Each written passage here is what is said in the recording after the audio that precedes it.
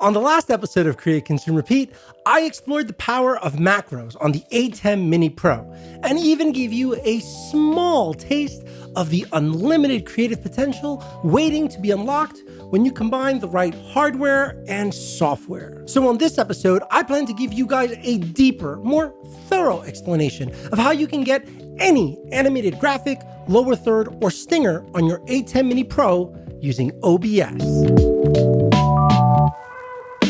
Before we get started, you will need the following. 1. An ATEM Mini Pro. 2. OBS. 3. Motion graphic software such as After Effects or Final Cut Pro. And of course, last but not least, a PC or Mac with a secondary display. With all that out of the way, let's jump in. As you might have already guessed, the first step will be creating an animated graphic. And since this episode isn't a tutorial about motion graphics, I will be using a stock animation from Final Cut Pro. For those of you following along, you can use any NLE, motion graphic software such as After Effects, or even Keynote. No joke. Step 1. Since this tutorial is for the ATEM Mini Pro, I will be making this project 1920 by 1080 at 30 frames per second. But depending on your ATEM stream settings, you might want to choose something different, like 60 frames per second. Once we have created our project, we will want to go to the Tiles and Generators sidebar. Once there, scroll down to Generators, Solids, and drag Custom to the timeline. Once on the timeline, we can drag it out to the 5-second mark by pulling the handles, or just hit Ctrl-D and the number 5 on your keypad, followed by a period, then hit Enter. Obviously, you can make the animation as short or as long as you desire, but just keep in mind how long you want your animation to animate in, hold on screen, and of course, animate out. And one more thing, if you're finding it hard to see what you're looking at on the timeline, you may want to zoom in or just hit Shift-Z. That's a bonus tip. Once the custom background is on the timeline, we can now head to the Generator Inspector panel and change the color to green, preferably hex code 00F900, but any color will work. Just keep in mind that green is the preferred color since it doesn't match any natural skin tone or hair color. And hell, if it's good enough for Hollywood, it's good enough for us. Once we have created our project and defined the background, we will want to head back to the Tiles and Generators sidebar and scroll down to Lower Thirds.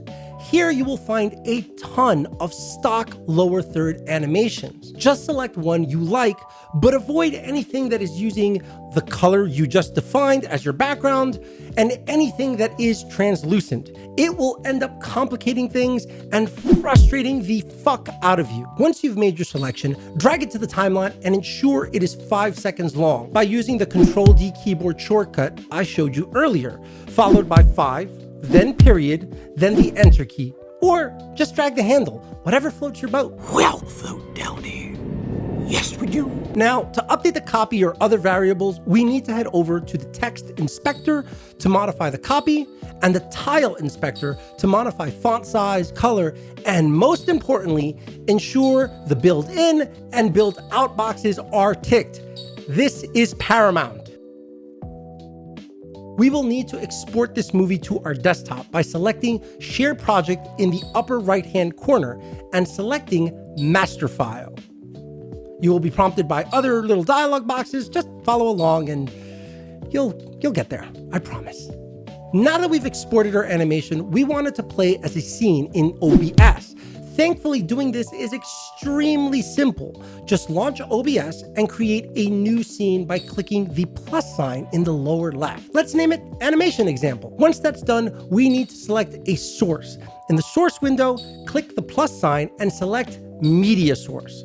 When the dialog box appears, give it a name and ensure Make Source Visible is checked. I know this seems obvious, but I just want to be certain you guys don't miss it by accident. Now that that's taken care of, a window will appear asking us to define the local source, which will be the lower third animation we created earlier in Final Cut Pro and exported to the desktop.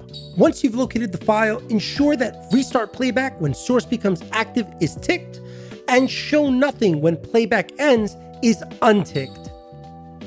Next, we will create a new scene and title it BG. Then create a new source, and from the list, select Color Source. Click OK, and when the next dialog box appears, click Select Color and enter 00F900, or the color you chose earlier. Our animation should now show up in the main window, which will allow us to right-click and select Window Projected Preview. When that window pops up, right-click and select Full Screen and select your BDM HDMI or whatever you named your secondary ATEM display. If you've gotten this far, congrats. Great kid, don't get cocky. We're in the home stretch, and this is where the magic really truly happens. Let's start by launching the ATEM software control panel and selecting a camera feed. For me, that is my Sony a6400 on input 2. This might obviously be different for you, but you can just select your main camera input. Next, we'll head over to the palettes tab and select upstream key 1. The drawer should slide open and reveal the chroma key settings.